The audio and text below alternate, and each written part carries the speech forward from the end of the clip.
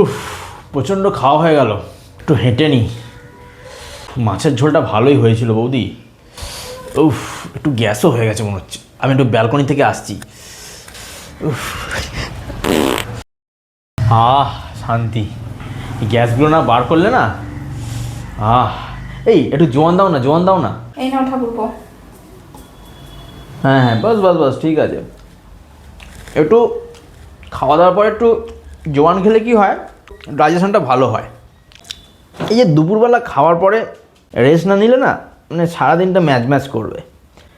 মানে এই যে দেখো আমি কথা বলছি, আমার চোখটা কীরকম বন্ধ হয়ে আসছে। উফ, মানে এই খাওয়ার পরে ঘুম, এটার কোনো বিকল্প হয় না। একটু মুড়ি দাও বৌদি। উফ,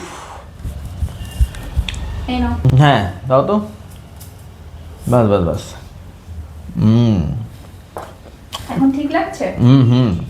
রান্নাটা জব্বর করেছিল মাইরি, বেশি খেয়ে ফেলেছি আমি। আবার ভালো রান্না হলে না ওইসব মেপে মেপে খেতে পারি না, একদম ফুল কবজি ডুবিয়ে খাই। মাঝে মাঝে কিন্তু আমাকে ডেকে এরকম খাওয়াবে, কিন্তু আমার বেশ ভালো লাগলো।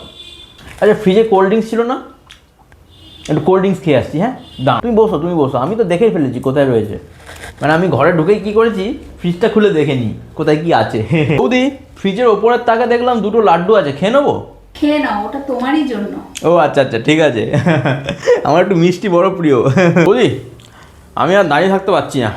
আমি একটু একটু একটু শুয়ে নিই। হ্যাঁ, একটু ভাত ঘুম না হলে আমার শরীরটা কিন্তু আনচান করছে। হ্যাঁ হ্যাঁ, যাও যাও, বিছানা রেডি আছে। হ্যাঁ, আমি শুয়ে নিচ্ছি। হ্যাঁ, আমি বিকেলবেলা কথা বলবো তোমার সাথে, ঠিক আছে? ঠিক আছে। ঠিক আছে, আসছি। হ্যাঁ।